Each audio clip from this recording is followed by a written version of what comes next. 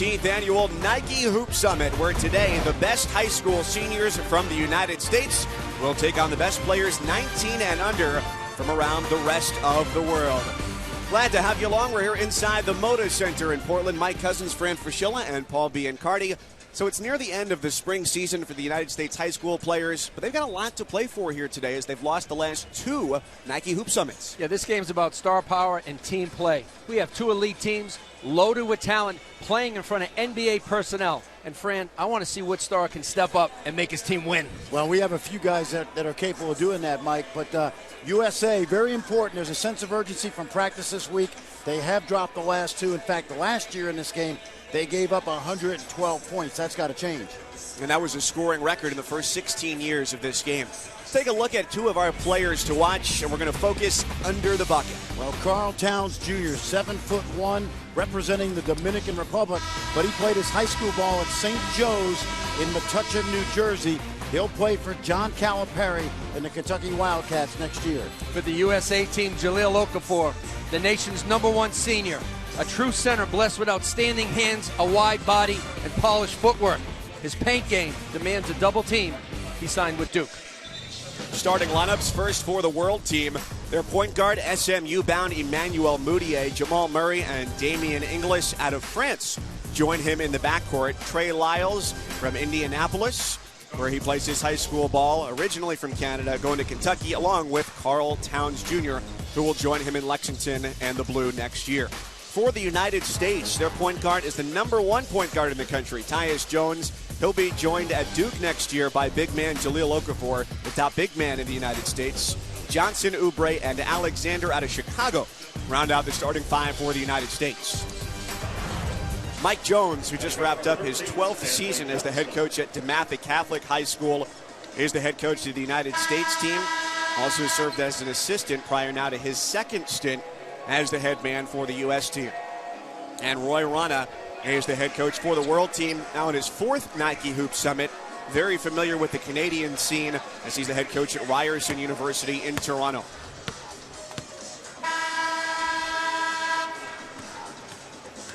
Well, great crowd on hand here at the Moda Center. It's the United States in white and the world team in black uniforms. Watch the opening possession for the world team, because I think Stanley Johnson, at 6'6", may actually guard Emmanuel Mudiay. Let's see, and he is going to open up on him, Paul. Good length, good athleticism. Good call, Fran. Yep. Great call. Well, I talked to Corey Alexander, the assistant, and see a little bit, they went right into the post. Double team comes down on Mudiay, and it's kicked down to Inglis, who dumps it off for Towns for the first bucket of the game. Yeah, Inglis, a young man that plays in France. Really athletic player and a good dump off. Going to see a lot of zone by the world team. How about that? They opening it. Yeah, they want to slow the pace down, run on a selective basis. Open look for Tyus Jones, and the future Blue Devil leaves it short. And they want the USA team, Fran, to beat them over the top. USA cannot settle for quick threes. Well, the one great shooter this roster has is James Blackman Jr. from Marion, Indiana. He's not starting. Around the outside, nobody steps down for Inglis. He shot no good. And rebound down to Kelly Oubre, who plays his high school ball at Findlay Prep in Nevada. Plays college ball at Kansas, 8 in the white. Oh, nice block shot there by Karl Towns Jr. Now Murray gives it off for Mudiay. He flips it up and under. No.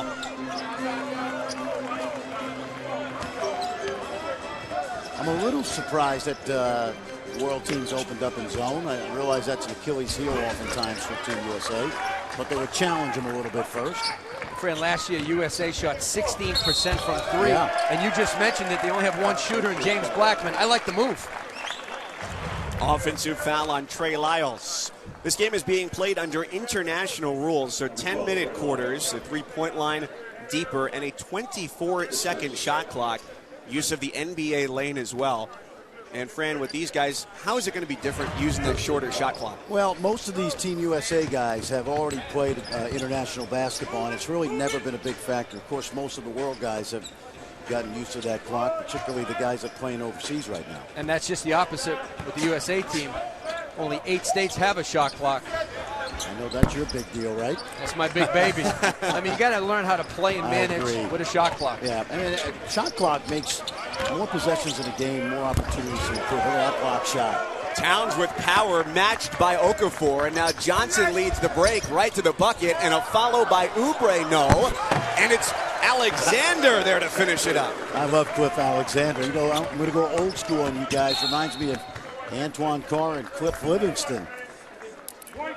Big Cliff Alexander, 14 in the white, headed to play for Bill Self at Kansas. He's going to love this monster on the glass, Fran. Yeah, you don't have to run a lot of offense for him. He'll do his job on the glass, but he will be great in Bill Self's high-low game. 3 areas Alexander really shines: rebounding, finishing, and blocking shots. Alexander and Kelly Oubre headed to Kansas next year to play for Bill Self. Well, I like the matchup of Johnson on Moutier. They can't post Tyus Jones. Lyles, second try, no. Towns, the offensive board. Gatorade National Player of the Year, no. Both teams are really banging. You know, Carl Towns Jr., Paul, he's really improved over the last couple of years. Well, his body's improved. Yep. His skill level was always there. He's playing a little bit harder, and he's playing more focused on the defensive end. We'll see him in a lot of pick and pops and pick and rolls tonight. Emmanuel Mudiay representing the Democratic Republic of the Congo with the 15-footer. He grew up in Dallas. His family immigrated when he was about 6 years old. 2 older brothers. One of them, John Michael, playing at SMU for Larry Brown, where Emmanuel will reside next season. Larry Brown is going to be great for Emmanuel Mudiay.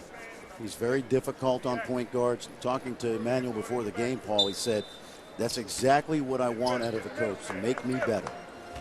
Larry Brown was speaking at a coach's clinic yesterday in New Jersey. He said, quote, as long as I don't screw up, Emmanuel Mudiay is going to be a lottery pick next year.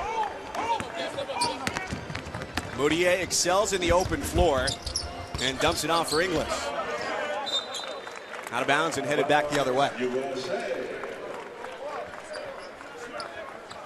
That's the one part of his game, the jump shot that he made off the pick and roll, that needs improvement. If he can make a jumper and make the defense stretch out a little bit, he's so dangerous off the bounce and so strong. Well, he's going to be great in pick and roll. That's SMU's strength this year, was really good pick and roll play. And he'll get all the nuances of that aspect of the game. From Coach Brown. Absolutely. He's going to teach him how to play the right way. Nice job on the defensive end down at the other side of the floor by Inglis to stand up to Okafor. Miscommunication. Mudiay looking for Lyles, and he throws it away. Yeah, well, once Mudiay went up into a shot, Lyles was thinking offensive glass, and Mudiay then had second thoughts. By the time Lyles looked at it, the ball went right by him. USA switched that, friend. I don't think Mudiay expected to see Jahlil Okafor on him. Jones off the Okafor screen. Up top for Stanley Johnson. Good hustle by Jahlil Okafor. Nice foul.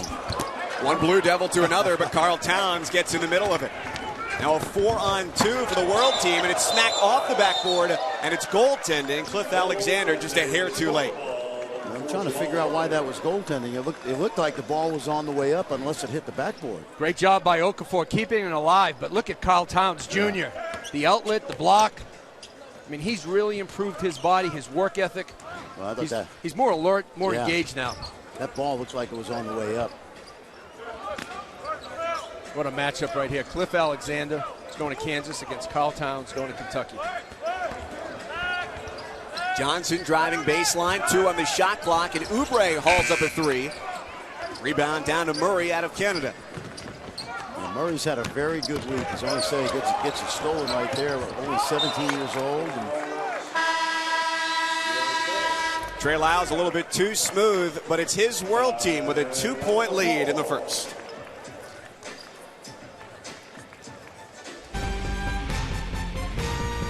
ESPN's exclusive presentation of the Nike Hoop Summit is brought to you by Nike. In the early going in the Nike Hoop Summit here in Portland, Oregon, the world team with a 2-point edge over the USA junior national team.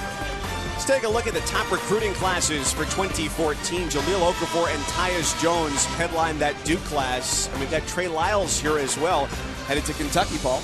Kentucky has another great class coming in. Probably the most skilled class John Calipari has ever put together. Beside Carl Towns and Trey Lyles, Devin Booker, one of the best shooters in the nation, and a little point guard by the name of Tyler Ulis out of Chicago will be the purest point guard John Calipari's ever coached. All the other guys were scoring point guards, Fran. Ulis, facilitator. I'm going to be very interested in the next week or so, guys, what happens at Kentucky in terms of who stays and who goes. Some people think 6 or 7 of Kentucky's underclassmen will declare for the draft. That's a program right now with great talent, but still very much in transition until everybody makes those final decisions. And we're, of course, still waiting on a decision from Miles Turner, the big man out of Texas, who's narrowed down his list. There's Justice Winslow into the game out of Texas as the U.S. makes one substitution. Winslow in for Stanley Johnson. Look at this now. Kelly Oubre is guarding Moutier, so none of the small guards, Tyus Jones, for example, not guarding Moutier. Alexander up ahead for Winslow with a two-handed finish. That's where this USA team can really excel. Defending, rebounding, and running.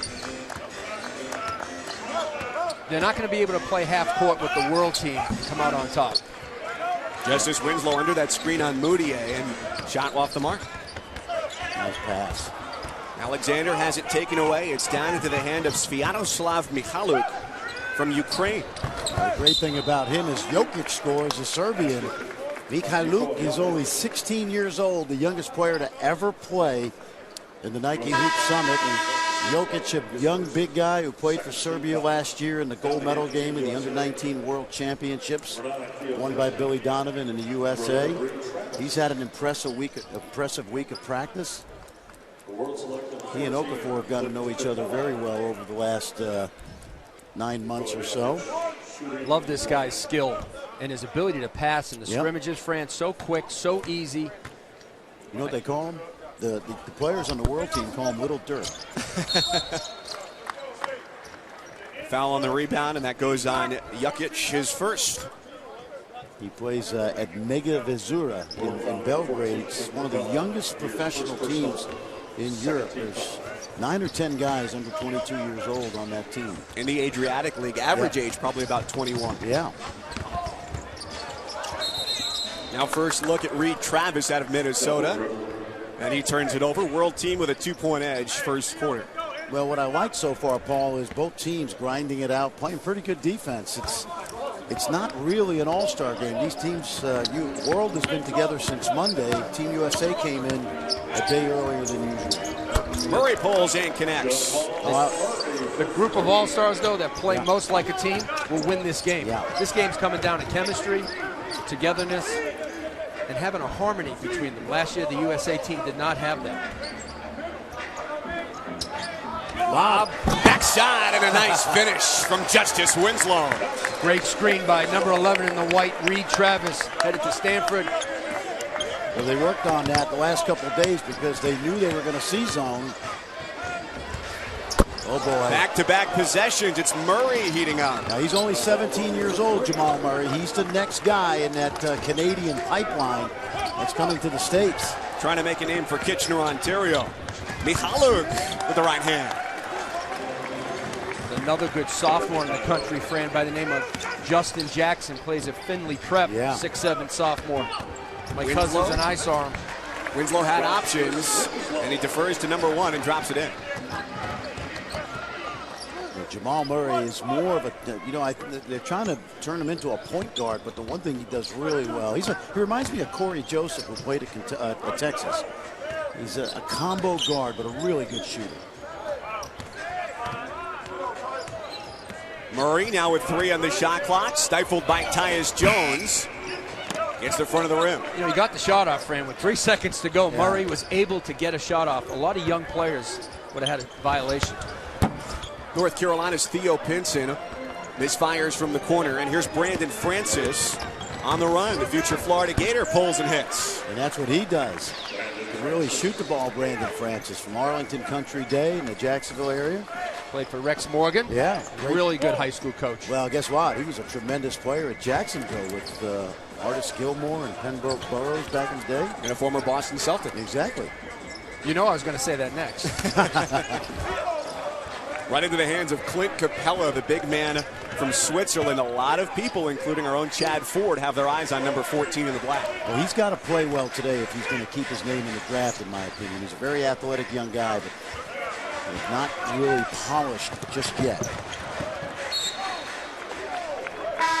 Out of bounds and off of Brandon Francis. Chad Ford, at Chad Ford Insider. Probably that's what's up on his phone. Yep. And he's got his eye on Clint Capella. As of the latest big board that Chad has published on ESPN.com, Clint Capella is at number 11. I think that'll change. I think that's going to drop. He's a young guy that still has a lot of work to do. Could he stay in the first round? Absolutely. I've seen this kid for a couple years, and the skill level's not caught up yet. He's a role player right now in the French Pro League. But this is a big opportunity for him, and this has been a launching pad for first-round picks. He does have a 7'4" Yes, he does. wingspan, so that's going to help him on the defensive end. But, Fran, I haven't seen the offense from him in the last couple of days. Yeah. Now, there's a young guy that's in the NBA, Ian Mahinmi, who's drafted originally by the Spurs and become a good role player. Similar type guy, but still a work in progress. And still plenty of time before that draft, which will take place on June 26th. Well, without a doubt. So under a minute first quarter, and the world team with an 8-point lead. They are defending two-time champions here at the Nike Hoop Summit. And they're sticking to that zone, Fran, all game because USA's having a tough time getting inside of Okafor, and they're not really making shots against it. Murray turns off the screen and gives back for Jokic. Short on the three, rebound down to Pinson. Pinson, the future Tar Heel. Continuation, and he'll head to the free throw line. A three-point play coming up. Love the versatility of Theo Pinson. 9 in the white, headed to Chapel Hill. He makes plays on both ends of the floor with his athletic ability, his body control, and has just enough skill, Fran, to play anywhere on the perimeter. Yeah. Still needs to work on the jumper. It's a good versatile class, right? With Justin Jackson and Pinson, you add those guys to the mix coming back. I think Marcus Page is going to have a huge junior year next year for the Tar Heels, and he'll be running the team with some really talented young guys out there. And Joel Berry in the game right now, also going to Chapel Hill. Gives them some more depth in the backcourt with Nate Britt. Offensive rebounding, keeping the ball with the world team. Murray, who's been piloting the point, short of the baseline jumper, and now 10 seconds to get a shot off for the USA team. Murray looks real composed for a young kid, doesn't he? Yeah, he sure does. Let's see what Pinson does here. Pinson tries from deep. And the first quarter comes to a close with the world team a 5-point lead. USA has lost the last 2 years, but at least in the first quarter of play, they put on quite an athletic show. From the outside, Justice Winslow, the pride of Houston, Texas, finishes with 2.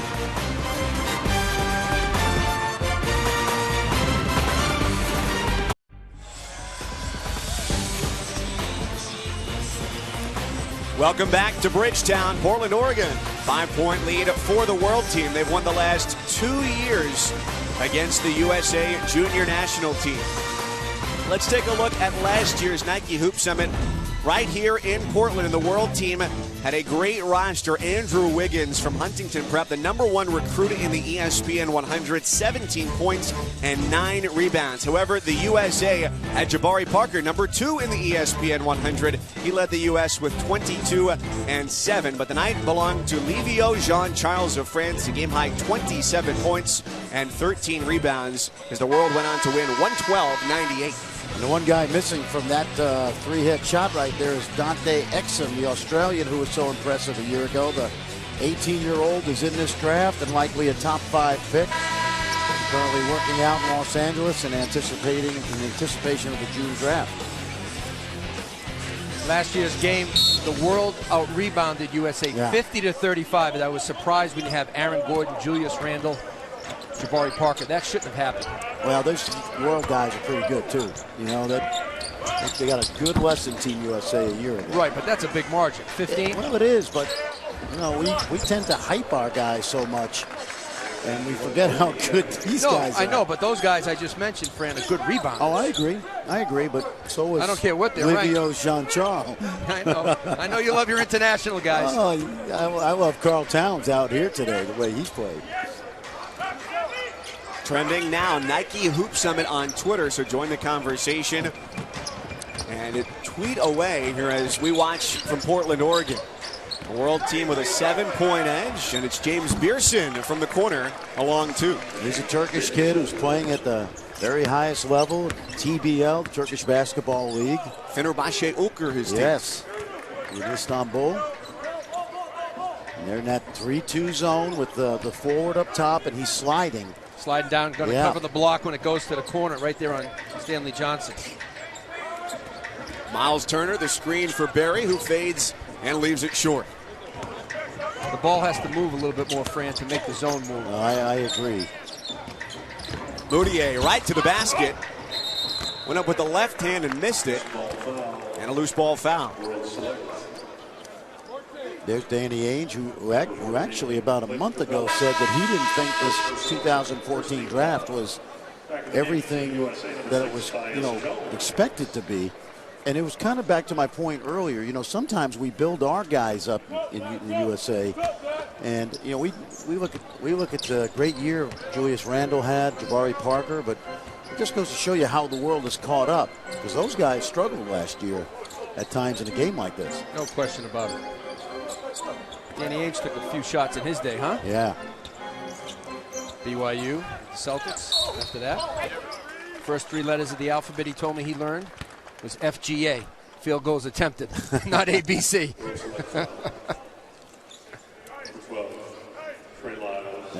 And Fran, you mentioned the comments that he made about this year's draft class, and he said you look at within the last 10 years, some of those years have given you 3, 4, 5, 6 NBA All-Stars, perennial guys. But most years they don't. That's the thing. I mean, the 2003 draft with LeBron, Wade, and Carmelo. Most years now it's becoming more of a potential draft, and I think this year is shaping up in a very similar vein, guys. I really do. We love our USA guys. Those guys have all had great years in college, but to me, right now, we're watching the rookie leagues compared to the major leagues of the NBA, and college to me is AA. And it's hard to make that jump. You look at every box score every day in the NBA, and very few rookies drafted in the first round from a year ago are having any impact on winning teams in the league. No, I agree. Even this year's class. I mean, Wiggins, maybe an all-star. Jabari Parker, maybe an all-star someday. After that, I'm not sure. Good pressure right here. Full court from the United States. That's a violation. 8-second rule in FIBA basketball. Ball must come over the half-court line in 8 seconds, and it did not, and the official's right on top of that. Our officials, Matthew Myers and Hector Sanchez from the United States, and Jose Carrion, originally from Puerto Rico, his 6th straight Nike Hoop Summit. Jose lives in Connecticut, and you see him on the FIBA stage as an official. Does some college basketball as well now. In the Olympics. That's the guy right there. James Blackman. He's got to get more shots against that zone. Oh, good run out. Moutier open floor, puts it home, and the world team grows their lead to 9. Fran, talking about the NBA, I'd like to talk about these guys, our USA guys, going to college. Absolutely. These are going to be very good college players. No question about it. Nice jump shot there by Kelly Oubre. He'll play for Bill Self. You know what, Paul? I couldn't agree with you more. We all get caught up on where they're going to be 5 years from now, but all these guys are going to have terrific careers at the college level. Pearson in and out, and as Towns fights for the rebound, he's called for the foul, his first.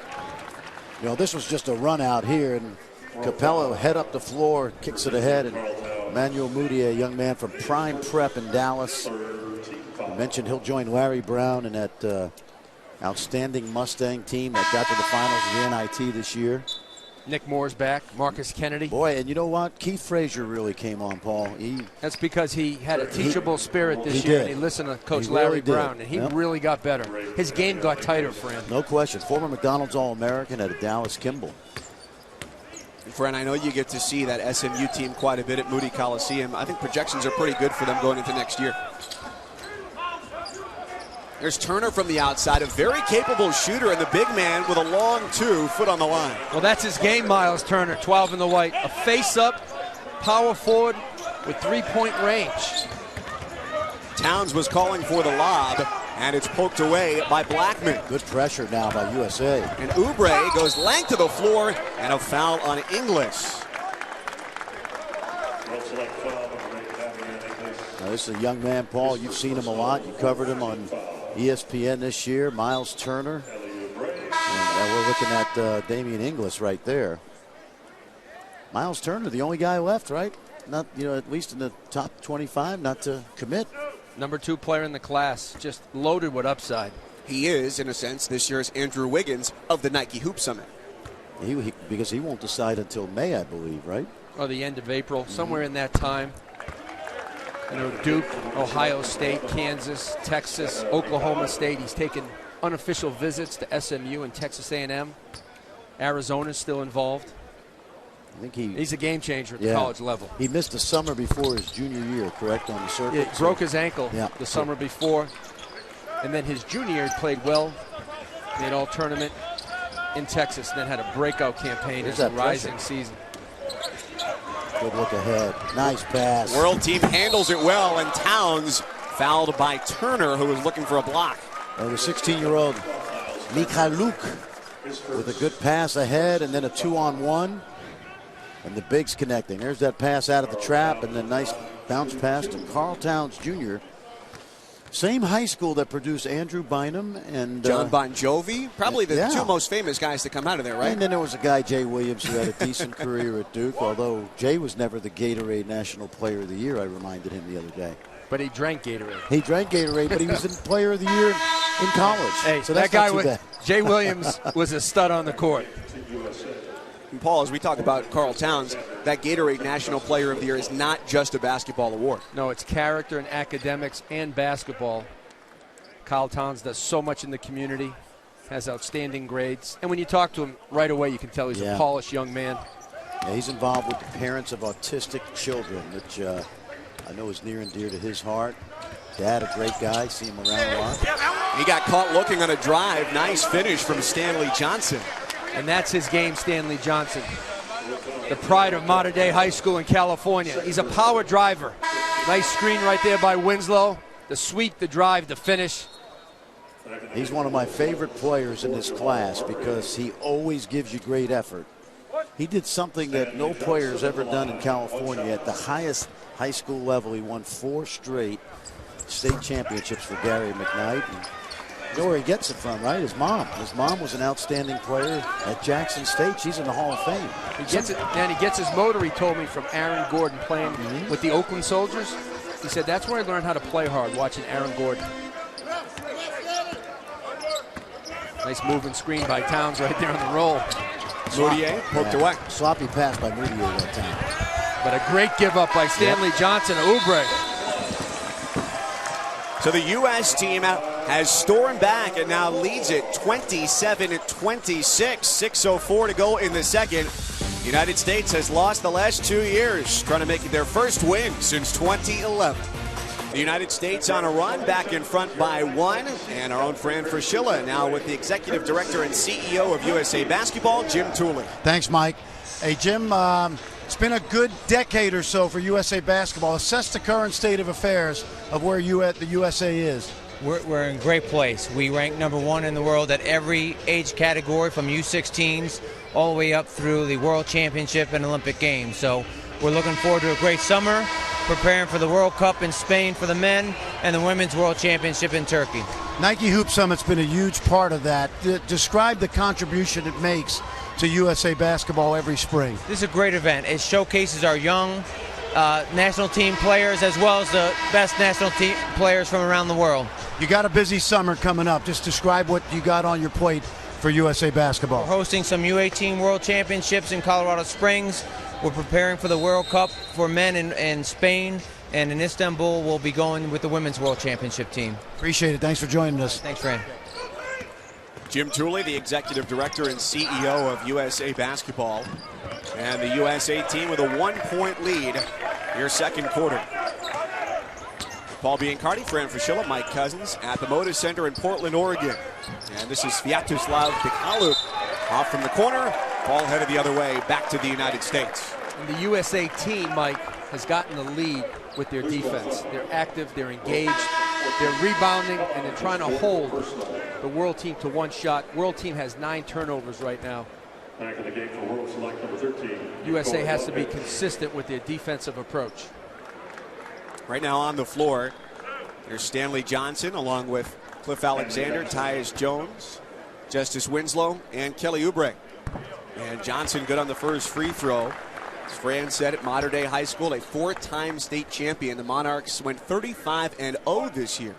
Well, look at his versatility. Grabs a defensive rebound. He makes 1 for 2 from the line, but he gives it up on the break. I mean, this guy does it all, Stanley Johnson. This Kelly Oubre.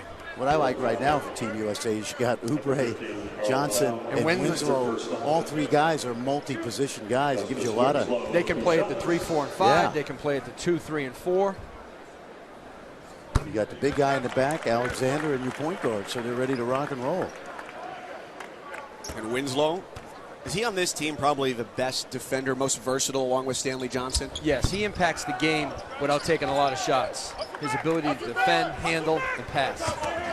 The world over the top of the pressure, and Moutier is headed to the free throw line. You'll see Winslow on Moutier as well during this game. I saw Winslow last summer play for Billy Donovan's under-19 World Championship team, and they basically, guys, pressed and ran the whole game, and that's exactly where he's great at creating havoc in that full court pressure. I tell you where he's really strong as a switch defender. He can switch onto a point guard or he can switch onto a power forward. Justice Winslow. And at Duke, he'll have a chance to do that, Mike, because Coach K's defense oftentimes will play multi-skilled guys out there. Even-sized guys can do a lot of switching. Moutier 50% from the field. The leading point guard on this world team goes 1 of 2 from the stripe. Number 2 point guard in the class, behind Tyus Jones, number 6 in the white.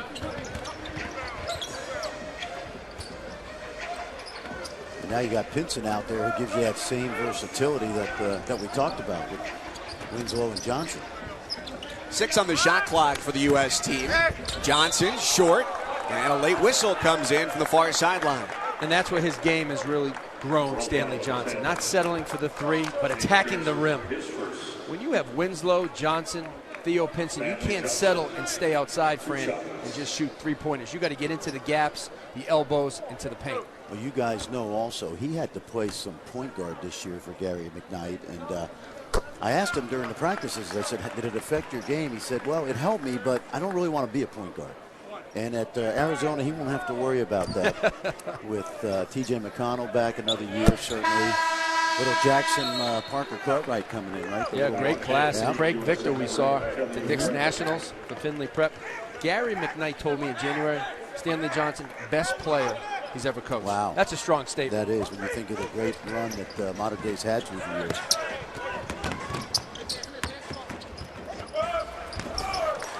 Right to the bucket, Moutier does it again. Gary McKnight has been there for several decades, too. Johnson through traffic, and it's tipped away. Pearson had his hands on it, Jokic as well.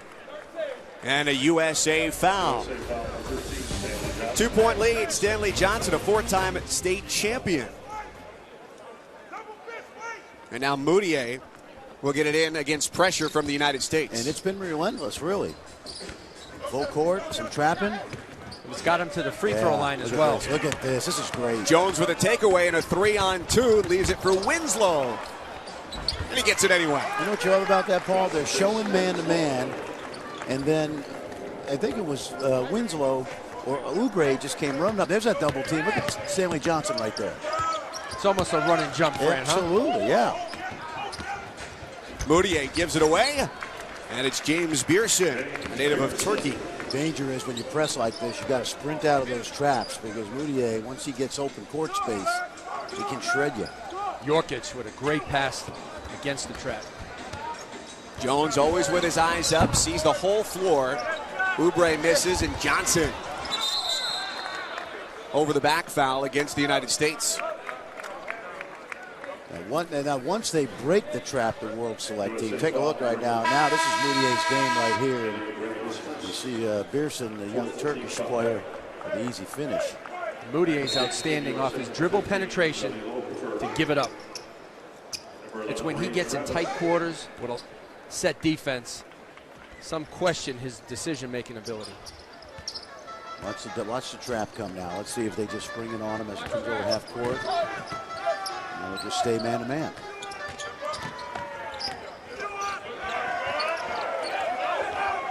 They're trying to speed up the world team, and it's working. Only one real strong point guard, and that's Moutier, who didn't touch it in the half court. Now, Mikhailuk, the 16-year-old, was added late to this roster. Now it's Francis. Moutier uncontested. See, I saw this in practice, Paul, the other day. I thought Emmanuel Moutier the other day tried to do too much. And that's a shot right there that he doesn't need to take. It comes early in the clock. It's not his strength. And that's something Larry Brown's going to have to coach out of him. He will not take that shot next year, about mid-December. And if he does, he's going to be sitting next to Larry Brown. He'll learn. He certainly wants to. He's got to learn how to manage the game. Emmanuel Moutier has all the physical tools. Larry Brown also said he thought Moutier was the best player at the McDonald's All-America game last week. Moutier 15 points and 6 assists in that game. And it was the entire USA junior national team in that game as well, all 11 of them. Well, the world team has led by as many as 8, but closing in on halftime, it's the USA team with a 2-point edge. We're back in Portland, Oregon, a very walkable downtown city, and a 2-point lead at the Nike Hoop Summit for the USA junior national team. NBA Sunday features an East versus West showdown of two of the top teams in the league. 1 Eastern, Kevin Durant and the Thunder head to the Fieldhouse to take on Paul George and the Pacers. Coverage starts with NBA Countdown presented by Speed Stick Gear. NBA Countdown, 12:30 Eastern on ABC. Kevin Durant's streak of 25 points or more came to an end. It was 41 games, half the NBA season. Is that amazing? Really incredible. This Nike Hoop Summit has been held since 1995. But Fran and Paul, who do you like of your all-time world players? Well, there's a list of guys that you see Nick Batum to the very right of that list, the outstanding young forward from the Trailblazers, and the other guys, Parker, Scola, Nowitzki, really need no introduction. Nick Batum and Serge Ibaka. These are two guys I coached at the Reebok Euro Camp when they were young players and have integrated themselves very well into NBA basketball. Fran, with these world players, it's a little bit of a different path for them as they come here. Okafor, the future Duke Blue Devils, spins and scores, but they're not necessarily playing in high school and coming over to play in this game. No, it's a completely different system. They all play for clubs, and oftentimes they're paid at an early age. You can't be a pro until you're 18, technically, according to FIBA rules. But it's a different system, and not necessarily better or worse. They don't have high school basketball per se over there. How about the strong move by Jahlil Okafor in the last possession? Oh. This was called by Mike Jones out of the timeout. He gets it into Okafor in the isolation. You see the polished footwork for him to fake middle, spin baseline, soft touch for a big-bodied center. I think he's the one guy on the court right now that you could stick in a good NBA game and he could give you 10 or 15 minutes.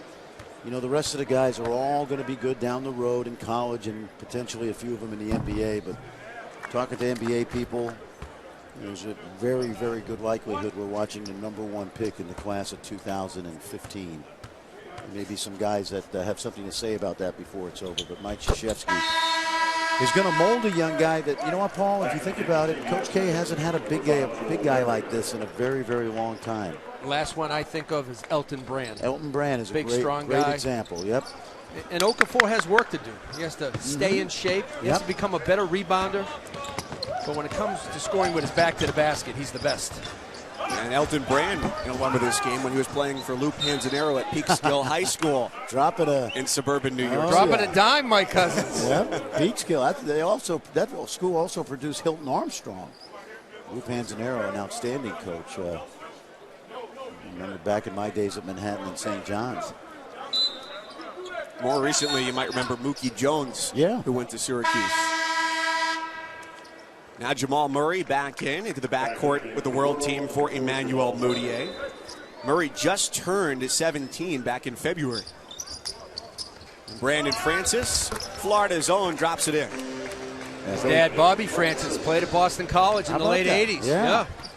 Brandon Moore. Were you there? No, not yet. Not yet. I was at Boston University then.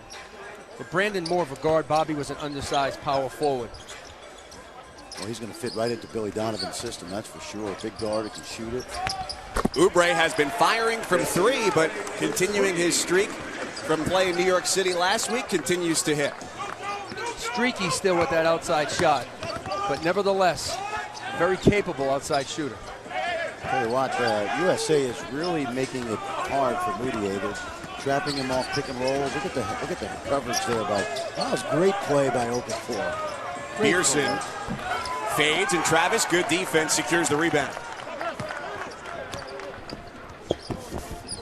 One of the things with this United States team last year, didn't have a real depth of shooters. You had Aaron Harrison, you had Jabari Parker last year. This year, you really only have James Blackman, but Kelly Oubre has been shooting from deep as well. Exactly, and as long as Okafor gets free inside one-on-one, they may not need any outside shooting. Mudiay early in the shot clock.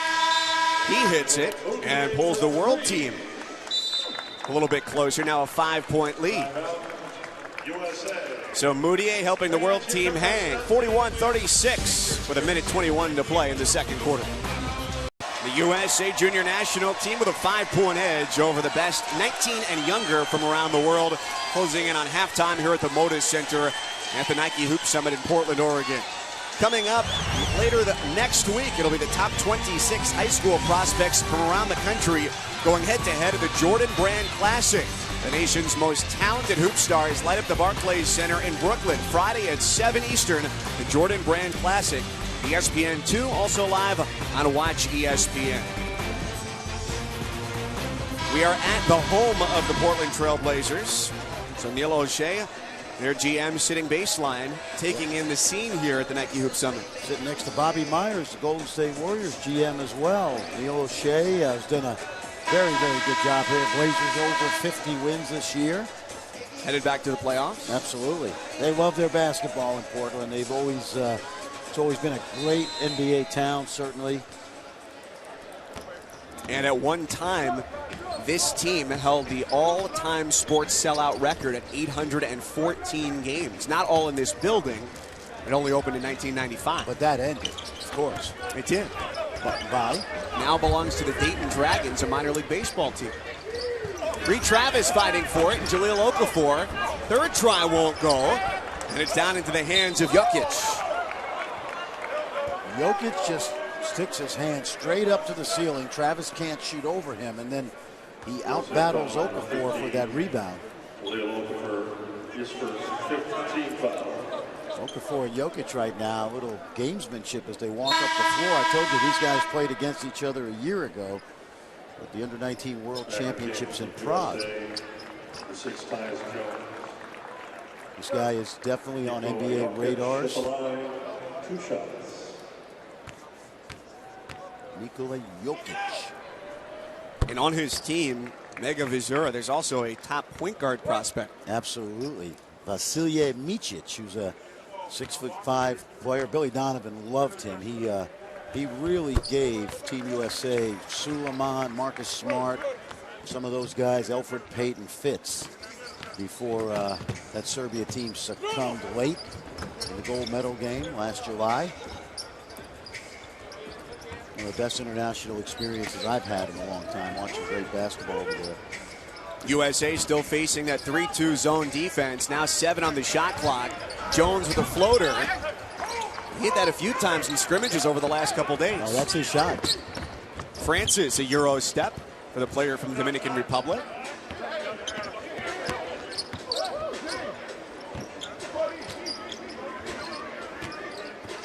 Now 7 to shoot. Mudiay eyes the shot clock. Watch Okafor move his feet. Bit of a mismatch. Yep. The Okafor on defense, and it's tipped out back to Francis. They don't have to take that shot because they have no shot clock now. Quick shot, didn't need it. Now here comes the U.S. and at the buzzer, the three-pointer goes. Justice Winslow nails the triple. Well, and that happened because Brandon Francis shot that ball early, giving the Team USA one more opportunity to score. And Justice Winslow, who is really working on that jump shot. This one just good court awareness, time and score. Gets a good look at the rim, knocks it down. And for all of the scouts and NBA GMs in attendance, that's well beyond the NBA three-point line. I would say that's the case.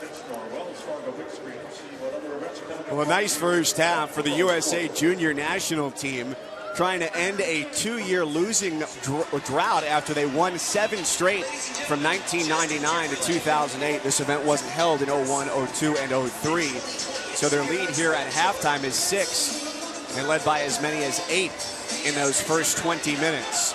Coming up at halftime here from the Moda Center, we'll take a look at some of the spring showcases for these best players from around the United States. We'll go to the McDonald's game, Dick's Nationals, and the Powerade Jam Fest. Moutier with the jam, and the world team down by 6 at the break. Back to Portland, Oregon, halftime at the Moda Center. For the Nike Hoop Summit, the USA Junior National Team taking on players 19 and under from around the world. And let's take a look at what some of the domestic players have been doing this spring, Paul. At the Powerade Jam Fest is where we start in Chicago. Kelly Oubre, one of the best athletes in the class. Grayson Allen, the winner of the dunk contest. Tyus Jones, the #1 point guard in the class, known for his passing. And the big fella, Jahlil Okafor, the #1 player in the senior class. He was the co-MVP at the McDonald's game.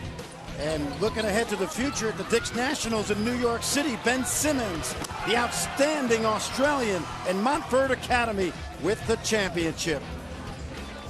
And they wrap up an undefeated season. More from the Moda Center when we come back to Portland.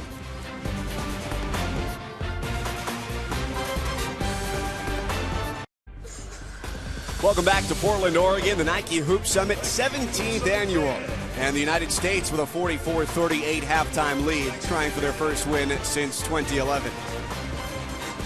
Thanks for being with us. Mike Cousins, Paul Biancardi. And so, as we saw the last couple of years, the world team gets out to an early lead, but the United States finds its way back and now leads at halftime. They've been attacking the paint, and Justice Winslow's been a big reason why the USA team has taken this short lead right now at half. Well, he has been great, hitting a three-pointer at the end of the first half, but Winslow out of Texas, 14 points on 6 of 8 shooting. Well, he's a facilitator, a defender. He gets his teammates involved, and if you get him close to the rim, he can finish with authority. Nice back screen lob against the zone. His versatility is what stands out, and he can impact and influence the game, and he doesn't need a lot of shots, but he made a big-time shot right there. Set up on a miss by Brandon Francis. Their best guard so far for the world team has been Emmanuel Mudiay. Been very efficient in this game, 5 for 10 from the field, a couple of runouts, a jump shot off the pick and roll, and if you're open, Mudiay can find you. He's going to try to lead this world team back in the second half, but get him in the open floor, and he can produce. The United States shooting 41%, as did the world team. Neither team got it going from beyond the arc, and the United States with 22 points in the paint in that first half. And that's been the difference, Mike. The world team has played zone, but the U.S. team has not settled for the three-point shot. They're attacking it in the paint and along the baseline, doing a very good job against that zone. Tyus Jones, the #1 point guard in the country, knows how to set up his teammates. He's headed to Duke next year, and we'll have the second half here from Portland when we come back. Beautiful Portland, Oregon, the site of the 17th annual Nike Hoop Summit. With the USA Junior National Team, the top players in the senior class against the best from around the world, 19 and under. Mike Cousins, Fran Fraschilla, Paul Biancardi, thanks for being with us. Guys, what are you going to be looking forward to here in the second half? I'm going to be anxious to see if Team USA can get out in transition so they don't have to see that 3-2 zone that Roy Rana popped out there at the start of the game and they've stayed in. And if they do get to a half-court game, I'm looking to see if Okafor is going to get more touches. First goes to Cliff Alexander, and the big man drops it in. But that was a well-executed play. Again, Mike Jones coming out at halftime. That was a set play to get the ball inside. Great execution. Emmanuel Mudiay, first half, 12 points, for the world team. Now back to Karl Towns. And he gets a soft roll off the rim, but Towns 3 fouls in the first half. And that's when the game changed. When Karl Towns went to the bench, the world team didn't have the presence at the rim or in the paint anymore, Fran. Yeah, and I think Karl Towns is going to have a monster freshman year at Kentucky. You look at Lyles and Towns and the size that they present, and take a look at Towns. Watch the patience right here. These guys are going to battle probably, Paul, for the next 15 years or so in the low post. At times, Towns will take you away from the basket, as you know. Shoot that three, so skilled. Towns and Okafor, Fran, have uncommon patience in the post. They almost invite the double team, and when they don't see the double, they go right to work. Trey Lyles gets fouled on his take. Right to the bucket. There's another guy that'll play for John Calipari, likely start next year, Trey Lyles. He was born in Saskatchewan and moved to Indianapolis in grade school. Led Arsenal Tech this year to a state championship. Yeah. They had a really good season as a public school. They even beat Huntington Prep 2 times this year. Oh, by the way, he was Mr. Basketball in Indiana, which is always a huge accomplishment. You see the center class. It looks like it's a very, very good group of guys right there. The land of the Giants this year. The first 3 guys in the ESPN 100, all centers. And I think you could even make an argument that Towns, I know you do the rankings, Paul, but even at 9. Absolutely. You know, he could even move. He could have at times moved up. He's good enough to be at 3. Yep. And sometimes he does disappear and he falls into, the 9 or 10 spot. Keep an eye on Thomas Welch going to UCLA. Great big man out west. Tyus Jones, shot clock winding down. He's got that patented floater. We saw him. You've seen him make that probably for the last 3 years. He used to be a pass first point guard. Then he added to his game with the floater, the drive, and the 3-point shot. Moutier continues to score for the world team.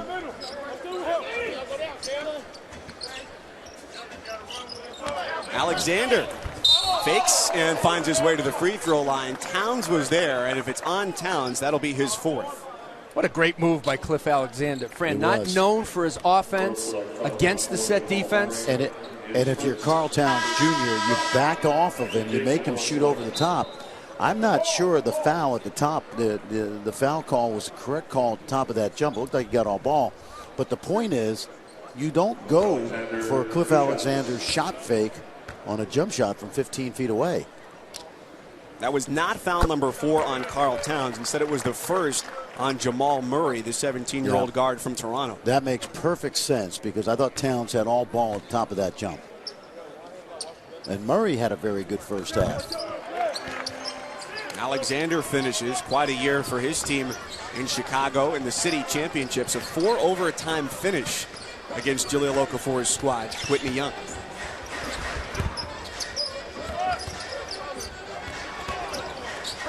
Lyles gives it off for Murray, one Canadian to another. That's a guy who gets it off the rim quick, Fran Alexander. Wow. And Oubre right to the bucket. He's taken 6 threes, but he's an elite finisher in the paint as well. Bill Self had to love that whole sequence, right?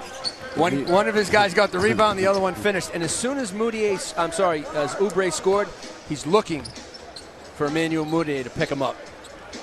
Yeah, they've done a good job putting size on Mudiay in this game. It's been somewhat effective. And they've rotated the size. Winslow, Johnson, and Oubre.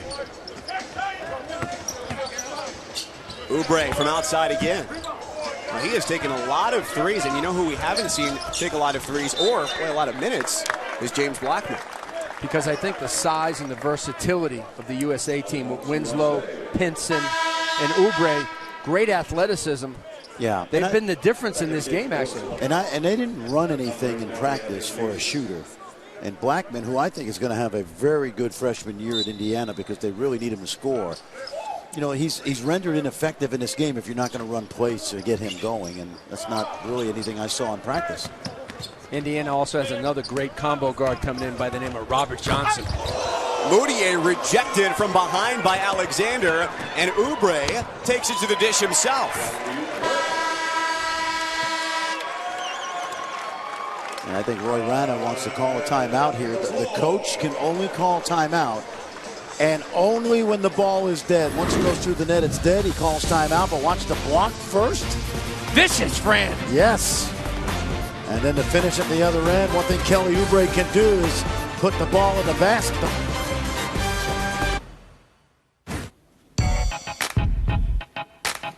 Duke University. Chicago on the left and Minnesota on the right. Okafor and Tyus Jones make up half of what is the #1 recruiting class in 2014. Well, that relationship started with USA Basketball in 2010 when they were teammates. That's when they decided, you know what? We may need each other in the future. The big man needs the point guard, and the point guard needs the big man, friend. And they dragged Justice Winslow along with them, who also has a lot of USA Basketball experience. An outstanding trifecta, and don't sleep on Grayson Allen. He's more than a jump shooter, a fearless driver, explosive athlete. We know he won the dunk contest at the McDonald's game. He can play. He is very good. And so this raises the question, of course, as to what happens from the top scorer from last year's Duke team. Chad Ford might have an answer. Maybe. Yeah, Chad Ford told us before this game that the indications are that Jabari Parker is weighing heavily the idea of staying and playing with these guys versus coming out and being the top 3 pick. He said it's not going to be easy. He's talked to people close to the family. My hunch is he will come out, but it would be a total shocker to me if he stayed. Well, we heard from Jabari Parker yesterday on Sports Nation, said he is deciding not to take a 2-year Mormon mission, but the biggest decision of all still hangs in the balance. That's because he's going to make a financial mission. And Rodney Hood has declared for the NBA draft, so they lose some seniors, Duke as well, Tyler Thornton, Andre Dawkins, and Josh Hairston. But what a class coming in for Coach K. Tyus Jones short of the baseline try.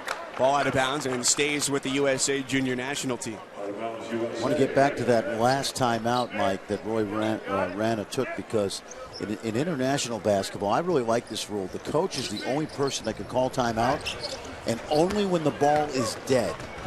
And we wouldn't have some of the late game craziness in college basketball if that were a rule that was instituted. I happen to think that when the ball is live and we come down to the final seconds, a well-coached team will execute their offense without the benefit of the coach on the sideline needing to call timeout. From the United States college game to the international game, what rule change do you like the most? Well, I like the 24-second clock. I really do. You know, and I think in time we're going to see very shortly. Nice play. Great hands by Okafor. I think, Paul, you and I have been advocates of the 24-second clock. I would love to see, at least right now in college, 30 seconds and go from there, 35 down to 30. And have a universal high school clock at 35. College at 30, and then we have our NBA game at 24. 4-on-1 and a hard foul by Oubre. That really surprised me right there, because Moutier had a natural 2-on-1 break, and by dribbling to the middle of the floor, he blew up the opportunity to dump it off to his teammate. And I've seen the point guards. I mentioned this about Tyus Jones in practice.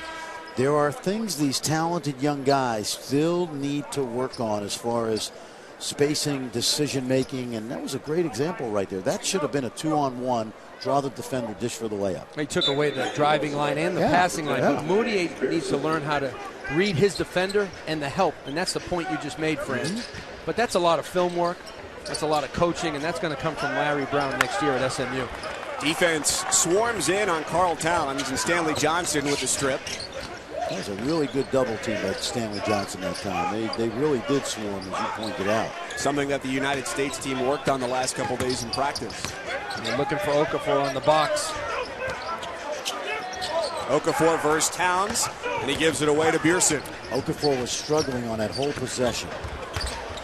Beerson defers, and Lyles from Saskatchewan with the dunk. Guys, keep your eyes on Okafor, because he turned that ball over, but he was in a shoving match with Towns. And there it is. He's getting frustrated. And if they call the foul on Towns, I'll be upset, and they do. And that is poor officiating. That's his 4th foul. Nice dunk by Lyles. I saw that coming 45 seconds ago, and they got Towns as the second guy forcing the action. And I have not seen Jahlil Okafor lose his cool like this, Paul, and you've watched it more than I have, but very surprised that last possession or two, that he did that. Pins and drives and finds the side of the backboard down to Clint Capella, who's into the game with 4 fouls. Great job by Capella. Hand straight up, not to foul. Lyles swatted.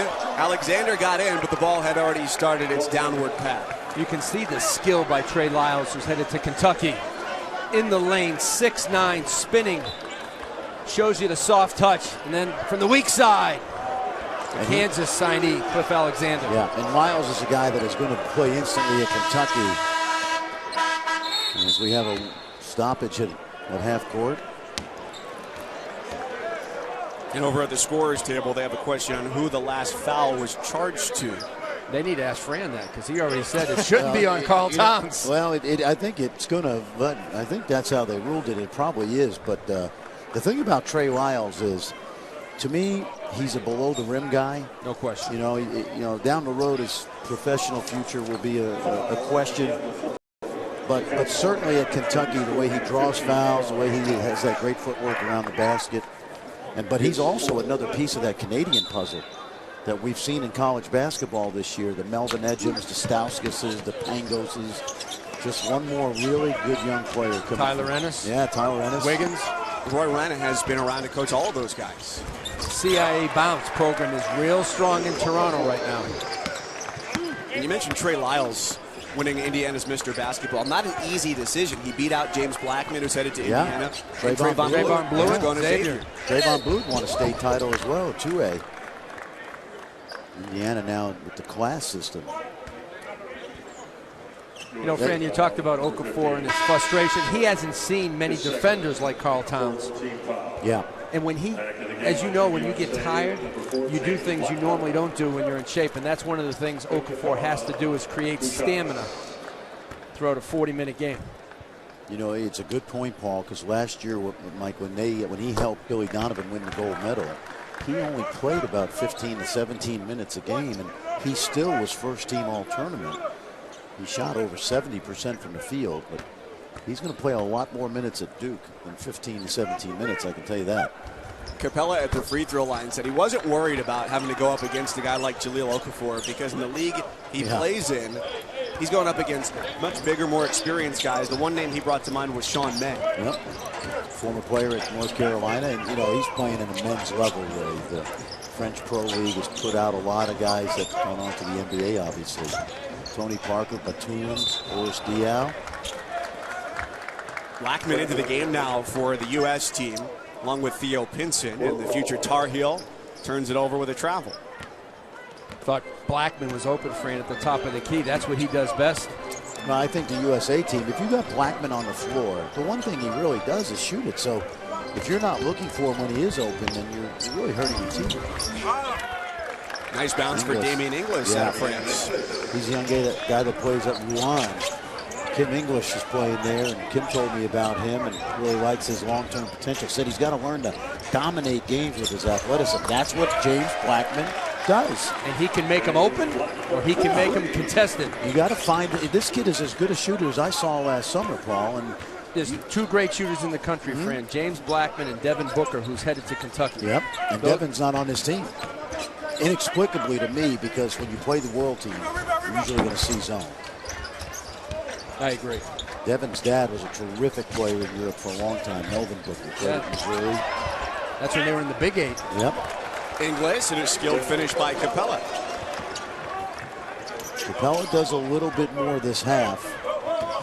He could get drafted in the first round. No, I'm joking. Schroeder played great here last year. Dennis Schroeder. No, and so many times. Yeah, you know, a lot of guys can fool you, but this kid's athleticism certainly bodes well for his future. Okafor out of his comfort zone, trying to dribble through pressure. Pearson. Nice pass. Capella to the free throw line. Yeah, this young guy, you know, it's kind of ironic that his dad, Ricky Winslow and James Blackman, back in 1983, played in the McDonald's game. Both of their sons are playing in this game. They played in the McDonald's game. And this kid, Paul, what a shooter he is. He had some tough choices to make as far as schools. His dad was a terrific player at Kentucky, but he is exactly what Indiana needs next year in terms of someone that can take the heat off Yogi Ferrell. 2,300 career points in high school. That's 8th all-time on Indiana high school basketball history. And we know the lineage of players from that state. And can you name number 1? Steve Alford. Damon Bailey. Yeah. That was close. One of 2 players in the state to score more than 3,000 points. Damon Bailey's now coaching on the women's side. And I don't know if it was this year. I think he won a state title recently. One of the all-time great Indiana Hoosiers. And you mentioned James Blackman. It was Kentucky, Indiana, Back and Indiana, forth. Kentucky, Yeah. right to the last minute. Literally, right? Yeah. Working the edges. Blackman's only taken 2 threes so far, and it's Jones from the outside. Even though that shot missed, maybe the best possession of the night for USA. Good ball movement, absolutely. A lot of ball movement, and Murray, the Canadian. He's impressive. You know, I got to tell you guys, I was talking to Rowan Barrett, the assistant general manager of the national team, and Steve Nash is the general manager now, basically, of the Canadian basketball program. And Rowan told me that Steve will call these and text these kids during the season. He'll text Nick Skidowskis and say, hey, one more dribble off the pick and roll. Brady Hessel to bail it. Steve has been a great resource for these young players. Shot clock winding, and Pinson misses. Miles Turner in the game, couldn't grab it. Justice Winslow there as well, and all of a sudden the world team sneaking its way back, only down by 3. Miles can make that shot, Paul, but I'm not sure that's what you want to do right there.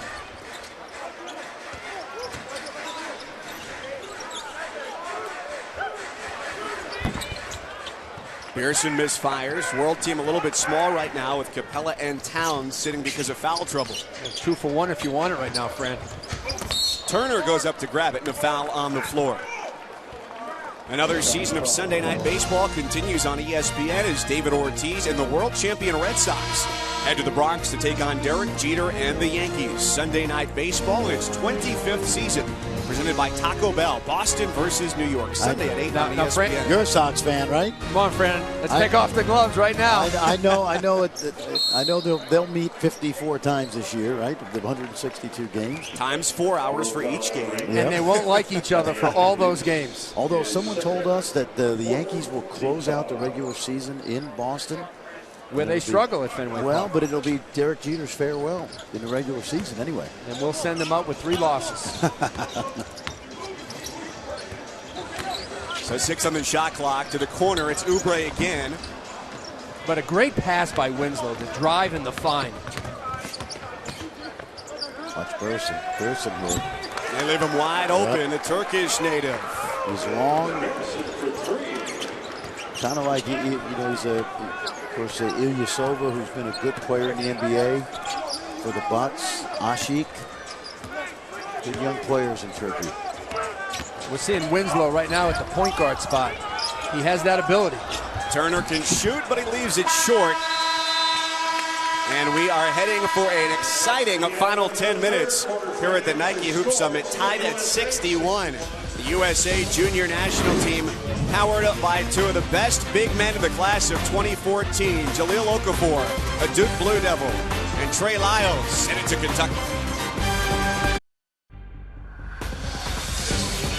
10 minutes to play here at the Moda Center, and the World and USA tied at 61.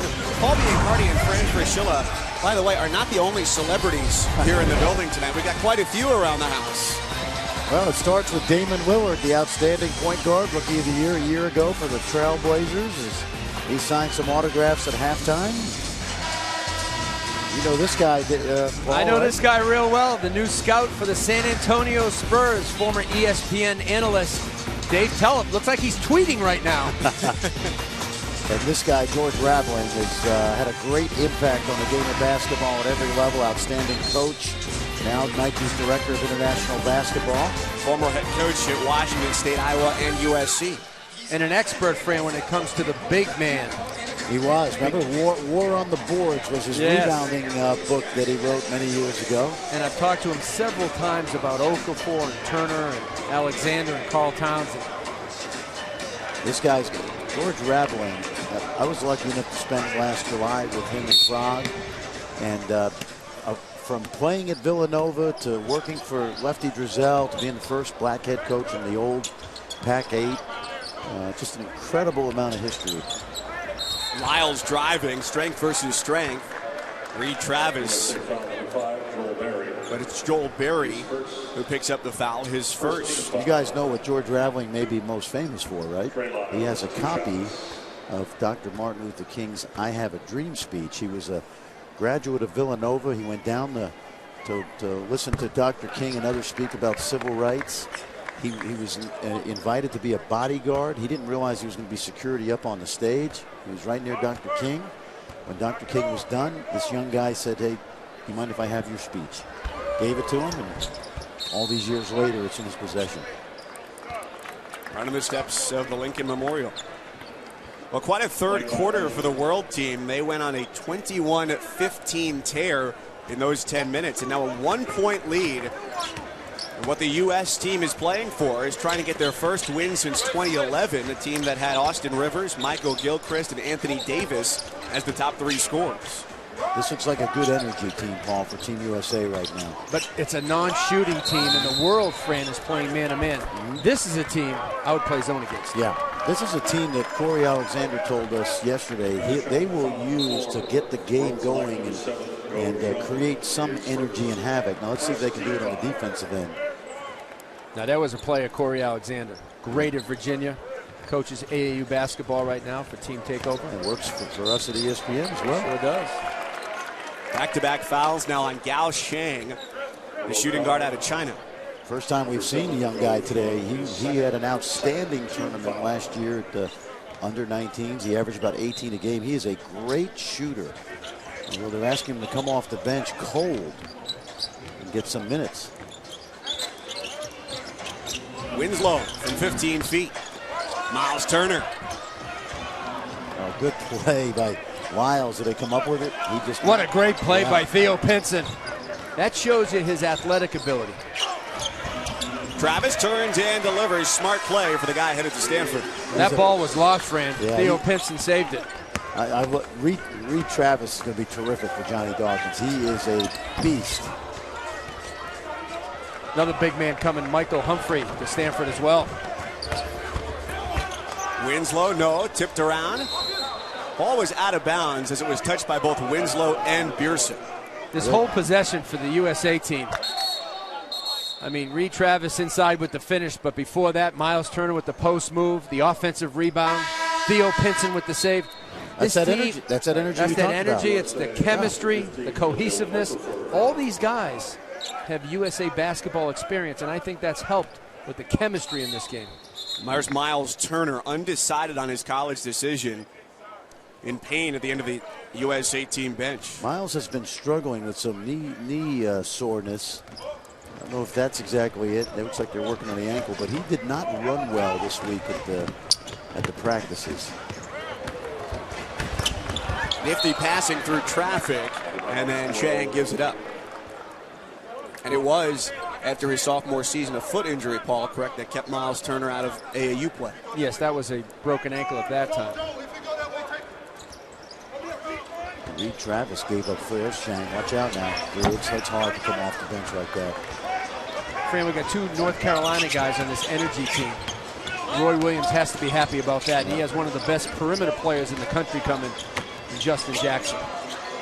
And I think next year, as I said, there's that double team. I think next year Marcus Page is going to be one of the best, if not the best point guard in college basketball. With a travel there by Jokic. Traveling USA ball. Looks like they're working on the back or the front of that right foot. Can't see it in the picture, but. Well, which one is it? Is it back or front? Well, it's below the knee, I can tell you that. It could be the side.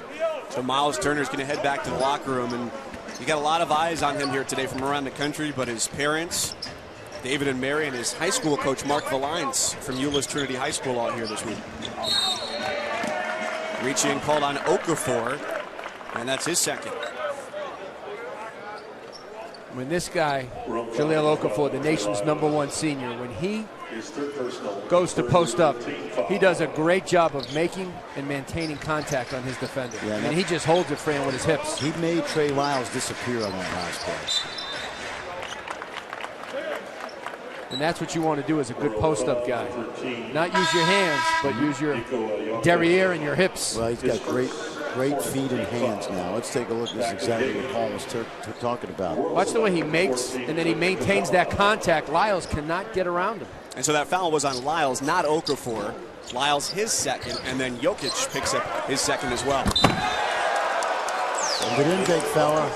And that was Capella gambling on the steal, much like Lyles did earlier. Watch this.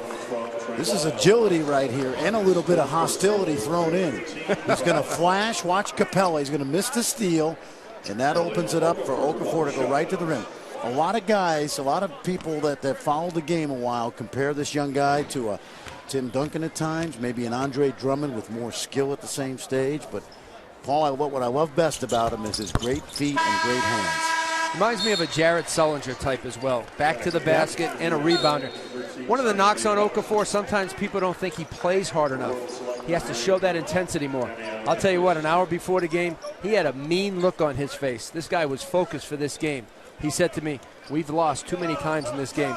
I have to help make this team win. Well, that's a great point, Mike, because this team, they had a conference call a few weeks ago just to make sure everybody was on the same page as far as how important winning this game is. Barry had the takeaway and the rejection by Beerson. So the ball stays with the USA Junior National Team in a 4-point lead. Travis to the bench and Okafor under the basket. Joel Berry, 3-time Mr. Basketball in Florida and a 3-time Gatorade State Player of the Year. This guy's a winner and a leader headed to North Carolina. That's the big guy again. Capella guarding him has 4 fouls. Okafor is short, Winslow the rebound, second try. Capella got his hand on it, but too late. Basket number 10, Justice Winslow. Justice Winslow is going to be terrific at Duke because he can do so many things that create energy for your basketball team. World team battling some foul trouble in the post. U.S. team keeps feeding down low. 6-point edge for USA. Direct correlation between the Nike Hoop Summit and the NBA. The last 4 #1 picks have come from this game. And how about this? Right now, over 60 USA alumni in this game currently on NBA rosters. You see the names, the Derrick Roses, the Kevin Loves, go back to Durant. Last year, Jabari Parker was outstanding this game in the loss. So it's a great jumping off point, Paul. What I love about it, too, is it gets the USA kids ready for international play, and it also brings the world closer. We've seen so many outstanding players on both teams. With all the scouts and general managers, here's a chance to make a great first impression. Last year we had some guys make a lousy first impression, and I think it's going to affect them when it comes to their draft opportunities. USA was blown out a year ago. Emmanuel Mudiay short on the try for a world team that last year won 112-89, a scoring record in this game. And in 2012, the world team, a game that was a little bit more like today, lower scoring, 184-75. And if you know, a lot of the scouts have seen these kids already, and they'll track them the next 2, 3, 4 years. But the decision makers in the NBA, as he throws it off the back right there, and that's not almost cost him a turnover. And then behind the back, Capella gets a chance to show off his shot. Rebound down to the USA team. But just to finish my point, the decision makers that are here, the guys that are the GMs, oftentimes goaltending, offensive basket interference, oftentimes, guys, this is the first time they get to watch these guys. And so it's really true about making a good first impression. Well, they get to see him first, Fran, at the McDonald's game, then here, then Jordan Brand Classic. But you're right. Like Neil O'Shea's not running around seeing high school games, okay? No, this is his, and he built the LA Clippers, and Portland Trail Blazers was smart enough to hire him as their GM. Been here since 2010. And he drafted Damian Lillard. This guy has a knack for evaluating talent, and he loves the mid-major guys. You know, the guy at Weber State, C.J. McCollum, Lehigh. Former New Yorker. I think he went out to California, and he really worked himself into a workout guy. There you see Damian Lillard at a Weber State. He's an Oakland guy. Foul there was on Reed Travis, his first.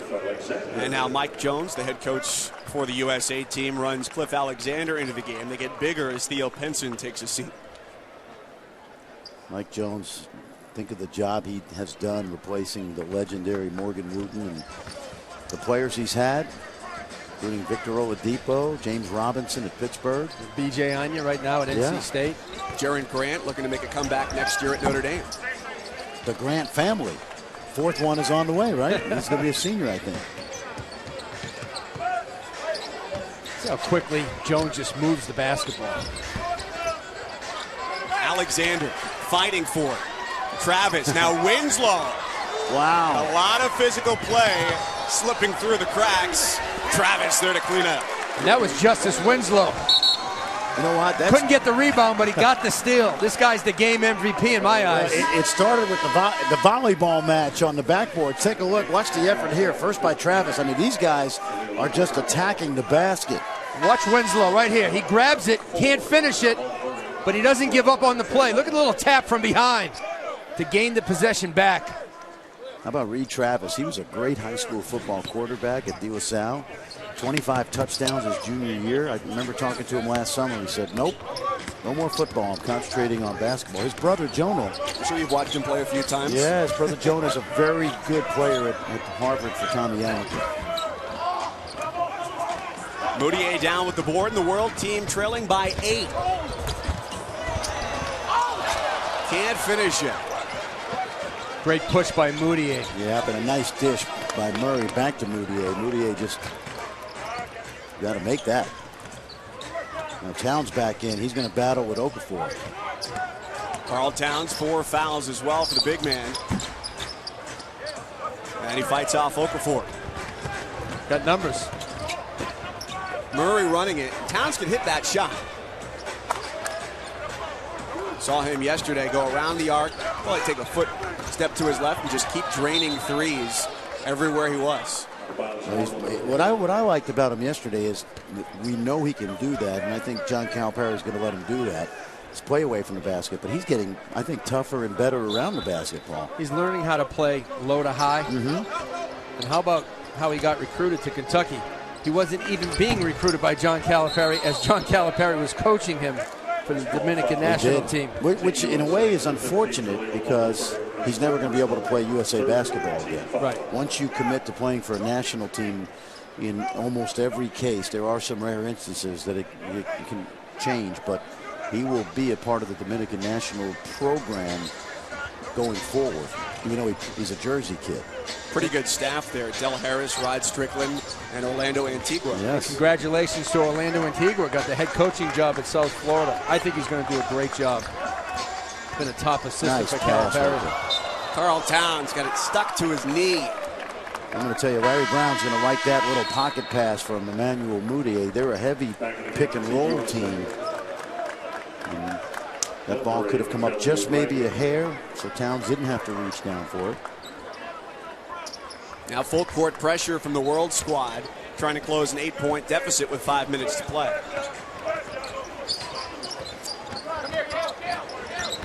Stanley Johnson, shades of his high school playing days, running the point guard spot. Well, that's over and back. Did bounce on the strike. Moutier goes right past Jones for the swift layup. Now, right now, the world team's got to speed this game up a little bit. But we got that 24-second shot clock, Paul, so they're going to get the ball back quickly as long as they play good defense. Okafor had his hand on it. Murray lets it go, and it stays with USA. You can tell Lyles understands the international game because he knocks that ball off the rim to the corner so that USA can't recover it. At worst, it's just taken out of bounds. I'd like to see the world team, Fran, go back to the zone because man-to-man, USA is going to chop them up inside the paint, and if they don't inside the paint, they're going to do it on the glass. And that may be why Jokic, look at this, Jokic and Okafor battling again. You know what? I like the toughness of Okafor. And as long as they stay man-to-man, the world team, Okafor is going to demand, and I mean demand, the basketball. Jokic's third foul. He's 6'9", 210. Okafor listed at 6'10", 260. The only guy on the world team that can cover Okafor one-on-one is Karl Towns, and he's in foul trouble. So if they're going to stay man, they have to run the double at him. If not, play zone. There's plenty of time left in the game to slide back into a zone for a few possessions. Fran, you mentioned earlier Okafor is a player on this floor right now. You could stick him in 10 or 15 minutes into an NBA game. I believe you could. Looking ahead to next year when he's in the ACC, what do you feel like his level of dominance will be as a post player? Well, I think he's clearly going to be one of the 5 or so best players in the country. I mean, there's a very good chance he'll be a first-team All-American if everything holds true to form. And Paul made a great point. I don't think a college team can guard him one-on-one, so he's going to see an awful lot of double and triple coverage and some zone. And I think that Coach K will get him ready for those defensive schemes that he'll see quite a... And he's seen that a lot already, Paul, right? Yes. Throughout his career. And Duke has the perimeter with Quinn Cook, Matt Jones, Grayson Allen, and Suleiman to take the pressure off him inside. He travels. Well, it's not quite often that big men look to get assists on their stat sheet, but he might have to find some shooters next year. NBA Sunday features an East versus West showdown as two of the top teams in the league go at it. 1 Eastern, Kevin Durant and the Thunder, Paul George and the Pacers. NBA Countdown presented by Speed Stick Gear gets it going 12:30 Eastern on ABC. Pacers in major free fall right now. Nice drive. Moutier with the and one. That's he rejected the screen right here, and you got to make him use the screen and bring him to help. But once he rejected, who's guarding him? Stanley Johnson. See how Stanley turned his head? And it was too late by the time Alexander came over. Moutier, quick, strong, and fast. Johnson was looking for the screen, and Kelly Oubre winds up with his 4th foul. Good job by Jokic on the glass. You talk about top 5 guys in the college game next year. Moutier maybe top 10.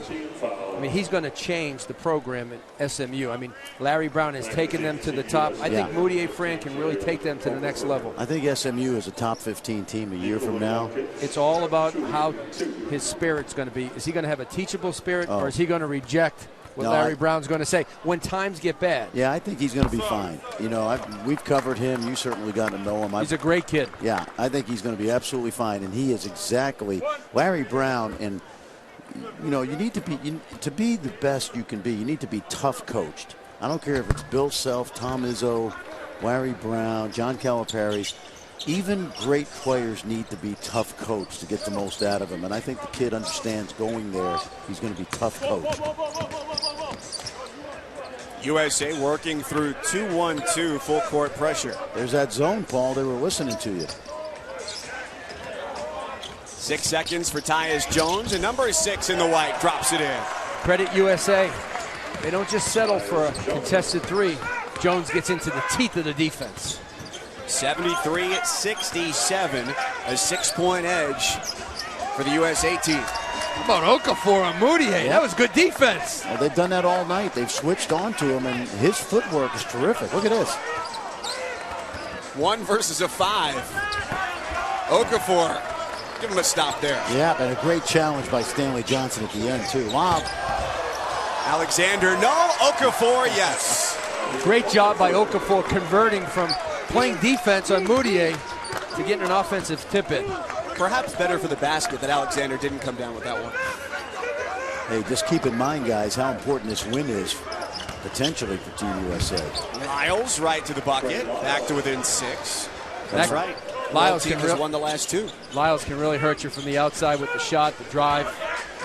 Fran, I think he's got a great low post game. We haven't seen it here tonight. Yeah. But against a set defense, Lyles can score.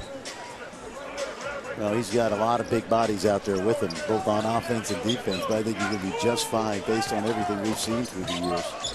Another floater, Tyus Jones, rebound down to Lyles. Quickly ahead for Moutier, pushing right through traffic, and 2 free throws coming for the future SMU point guard. Did a good job right there making sure Stanley Johnson drew some contact on the drive. Stanley Johnson, foul number 4. Back in the game, the world select, number 10, James Pearson. Well, the USA team leads the all-time series 11-5. Their last win back in 2011. Last year, a blowout by the world team, 112-89 win led by Andrew Wiggins. Keep in mind this world team, guys, it has more players going to college than normal. Oftentimes we're going to see the Nick Batums, the Bismack Biyombo's. Last year was Livio Jean-Charles, got drafted, who's actually out with a knee injury. There are great young players around the world right now that are not here, the 18, 19-year-old players. It just so happens this year you've got about 7 of these guys that are going to hit the college, and Team USA taking advantage of it. I think a lot of these guys, Paul, played against each other many times. Lyleses and Towns Juniors. Absolutely. And last year was Schroeder and Karasev. Well, they shredded. Oh, my God. Schroeder shredded that USA backcourt. I mean, that team was experienced and talented last year for the world team. Jones getting the job done himself. Team USA, 7-point lead, 1:43 to go. So the United States trying to edge out the world team for the first time in the last 3 years. Tyus Jones is a facilitator, but don't sleep on him. He's got the floater off the glass. But he's also got the big guy he's going to be throwing it to next year. Nice hands by Jahlil Okafor, Whitney Young's finest. ESPN's exclusive presentation of the Nike Hoop Summit is brought to you by Nike. Welcome back to beautiful Portland, Oregon, and the USA team leads by 7, 1:43 to play, on the verge of their first win since 2011 here at the Nike Hoop Summit. And another season of Sunday Night Baseball continues on ESPN as David Ortiz and the world champion Red Sox head to the Bronx to take on Derek Jeter and the Yankees. New York with a 1-game lead in the early standings. Sunday Night Baseball presented by Taco Bell. Boston and New York, Sunday at 8 on ESPN. Also live on Watch ESPN. Now the reason that the world team is inbounding the ball from the front court is much like the NBA. It's a FIBA rule. Roy Rana called a timeout. Ball was at the end of the court on the baseline. They get to move it to the front court. And it doesn't matter anyway. Tyus Jones takes it away, and the future Duke Blue Devil continues the scoring for the USA squad. Former Apple Valley star. He gets a lot of attention for his offense, Tyus Jones. But his ability to read the inbounder and get the steal. Tyus Jones on defense, extending the lead for USA, up 9. The top 26 high school prospects, including all of today's USA team from around the country, go head-to-head at the Jordan Brand Classic. Don't miss the nation's most talented hoop stars light up the Barclays Center Friday at 7 Eastern at the Jordan Brand Classic on ESPN2, also live on Watch ESPN. Guy we're going to see in that game, Fran, Justin Jackson headed to North Carolina, not in this game, but one of the best scorers in the perimeter in the country. You put him in a 40-minute game, he can get you 20 points efficiently. It's a busy year-round time for Team USA because after the Jordan Brand, you'll have the under-18 America's Championships will be in Colorado Springs this year on both the men's and women's side. Then you'll have the under-17 championships. Team USA in the world, USA under-17 team will play in Dubai in the World Championships. It's always busy. And the aspirations for these players here on the USA Junior National Team ultimately is the Olympic team. Exactly, and this summer the World Cup, which will include many of the NBA's best, guys like Kevin Durant, Kevin Love, Russell Westbrook. Coach K will coach that team, and the World Cup will be in Spain this summer. They have great continuity in their program, Paul. As you mentioned, almost all these guys have played USA basketball on the way up the ladder, and they have a national team coach at that level, Don Showalter. He really is a guy that provides that great continuity. And these kids are used to the rules. They're used to the international competition. It's turned out to work out very well up the line for USA basketball. And they hold training camps in October, just a long weekend in October for guys to get familiar with what Coach Don Showalter, there he is right there. done an unbelievable job with the younger players Yes. in USA Basketball. And it started, Mike, as you know, back in 2005 when Jerry Colangelo took over the program and hired Coach K. And from 16 on up to the NBA guys, USA Basketball is back on track. And it's something that a lot of these guys look forward to being a part of. Let's look at it for the other side. For the foreign players, they're playing here in front of almost full scouting departments from NBA teams. A lot of general managers are here. What is the scouting process like for the GMs watching these guys who play overseas? Well, again, you know, they're international scouts and they're college scouts, and they're guys that are tracking these guys. Watch them all year round, but the decision makers is what I call them, the GMs, the directors of player personnel. Oftentimes, this is the showcase and the first time these young players on both the world team and the USA team will be seen by guys like Danny Ainge. So it's important. It's that first impression we talked about earlier. And it's so important for the GMs of the NBA teams to come here. And obviously that man right there is going to be in the lottery. Yeah, well, you see, and you know, just to my point about how it's a year-round process now, you know, you go from these events and then all those guys that played college basketball, many of them who are not surefire lottery picks, they'll be at the combine. Then you'll have the lottery, then you'll have the draft, and we'll have summer basketball. You'll be back at it again. I'll be in the AAU circuit. There's a man right there, the decision maker for the Portland Trailblazers, Neil O'Shea, former GM of the LA Clippers. Put that team together with, by the way, he's getting Chris Paul. major airtime tonight. From He us. deserves it. He is at his home arena. Somebody is buying me dinner tonight. I'm just telling you. He really should be the GM of the year. I mean, he's done an unbelievable job transforming this Trailblazer team. Yeah, and it's been, you know, the NBA season is so long. So many teams are having good years. Really, I mean, look at the job the San Antonio Spurs continue to do. It's just incredible. You hire Dave Tellup and look what happens. Yeah, how about that? Transform the Spurs organization. He brought them instant success. Oh, good ISO right there. Nice ISO, goaltending. Goaltending on Good Trey coaching. Lyles. Come out of that timeout. They ran little Iverson cut over the top for Tyus Jones, and he took off for the races. Yeah, Mike Jones has done a great job out of timeouts, coming out at halftime, making sure Okafor gets his touches and guys aren't settling for three-point shots. Franny even had set plays against the zone to punch it inside. And the lob play, don't forget. Yeah, back screen lob. Now Moutier will try and match the offense at the point guard spot. And a foul as he goes to the deck under the basket. And the USA is 11-5 all time. And we mentioned they dropped the last two games to the world team. Foul goes against Cliff Alexander for the USA team. Travis, Pinson, along with Winslow, all go to the bench. I thought Mike Brown today, Paul, did a really good job of using that bench.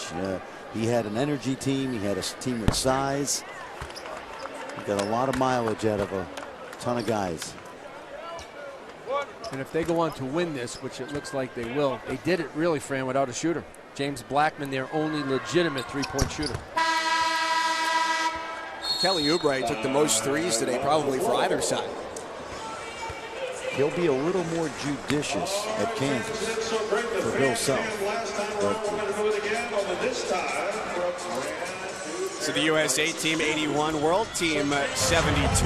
Here's a look at the 2014 top 10 in the ESPN 100. This game loaded with talent, 10 of the top 11 here. Who does these rankings? Who does these rankings? The guy to your right and a great staff of Reggie Rankin, John Stovall, Adam Finkelstein, and the guy on the West Coast out here, Joel Francisco. Yes. When you look at that top 10, there's obviously some guys that are going to really help the college game. Okafor, I think, being the prize for the NBA in future time. But when it comes to the college game's going to be strong next year with that talent, friend. You know what I love about that list? And you and I have talked about this. For that list, it's a really good list. Those guys will be good players. Then you'll have guys that come out of nowhere.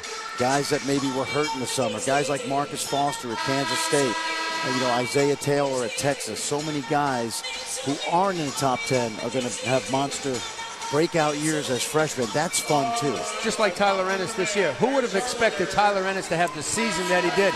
Watch out for a guy by the name of D'Angelo Russell, headed to Ohio State. Mike, I know you like his game. Great lefty shooter at Montverde Academy down in Florida. Led them to a title at the Dick's Sporting Goods High School National Tournament in New York City last week. Paul, we saw one player on that top 10 that we don't see here today, and it was the number 8 player in the country out of Texas, Justin Jackson. What can you tell us about his game as he goes to North Carolina? Big time efficiency. I mean, when you look at his field goal percentage each night, it's over 48%. You put him in a 40-minute game, he can drop 20 points very easily. Got a great mid-range game. In fact, the best mid-range game of all the guards, Fran, and even the small forwards. And that's the value of this class. The guards and the small forwards, the big men, are the prize of the class. With Okafor, Turner, Towns. Oh, boy. That was a sweet move right there by Tyus Jones. You know, he's so understated. He's not, he doesn't look blazing fast. You know, he's always under control, so he actually looks a little slower than he really is because he is so under control. Because he knows when to go and when not to go. A great sign of a point guard, and that's something I think Emmanuel Mudiay has to learn. Yes. When to attack, when to pull it out, when to run your team. Tyus Jones in some ways is similar to Tyler Ennis, I think, in that regard. You know, he kind of knows how to change speeds. He reminds me a little bit of DJ Augustine. He played at Texas for Rick Barnes. He's got the little floater in the lane. You can't leave Tyus Jones alone. He can drop 20 on you. Stay tuned. Coming up next, it's the NHRA National Qualifying from Concord, North Carolina, right after this game is over. And it looks like right now the USA team will have its first win since 2011. And a good substitution here by Mike Jones because James Blackman's in the game. They get him the ball right away, and he gets fouled. This was a tough game for James Blackman in the sense that they really weren't running anything for him. He got loose on that pretty 3 he hit. And watching him in practice the last couple days, this is what I envision for him. But as I said earlier, I think he's going to have a tremendous impact on an Indiana team that can really utilize his scoring. A hometown of Fort Wayne, Indiana, where he played his first 3 years of high school hoops at Bishop Luers High School, and then followed his dad, James Blackman Sr., to Marion High School for his senior year. He was a giant. He was a Marion giant. And he broke his dad's single-game scoring record in his first game. But he just missed 2 free throws, and that's why he's in the game right now. Lyles, and he draws a foul, moving down the lane, and the clock stops at 36.7. I'm not quite sure why Okafor fouled on that possession. He just reached in. No need to foul, just challenged the shot straight up. Back to the game for USA. Now Lyles with 2 opportunities to cut into the lead, set up a little pressure, maybe get a steal. On hold, Trey Lyles. See, Okafor just reaches in. He's got to learn to keep his hands just straight up and let the offensive player score over him. Lyles, despite being from Canada, high school hoops in Indianapolis, and sees plenty of these USA team guys throughout the course of the summer playing in the EYBL with Spiece Indy Heat. This is a guy that was a part of a major recruiting battle between the Louisville Cardinals and the Kentucky Wildcats. A one-time commit, though, to Indiana. Yes. Then he decommitted, opened it back up. Foul again. Well, Louisville is looking pretty good. They've got a 6-man class headed by a guy who comes from this region. Shaquan Aaron. Rainier Beach High School in Seattle. Big time 6'6", small forward, can create his own shot. Really live, bouncy body. You know, it started with Terrence Williams at Louisville, and then it continued with Peyton Siva in the 206, as we say. This guy at the line, Stanley Johnson, he's going to be special next year at Arizona. The versatility, the college-ready body, great effort, and a high basketball IQ. That's also the 4.25 around there, right? Is that Tacoma? We're talking the city now. Okay? We're talking Seattle.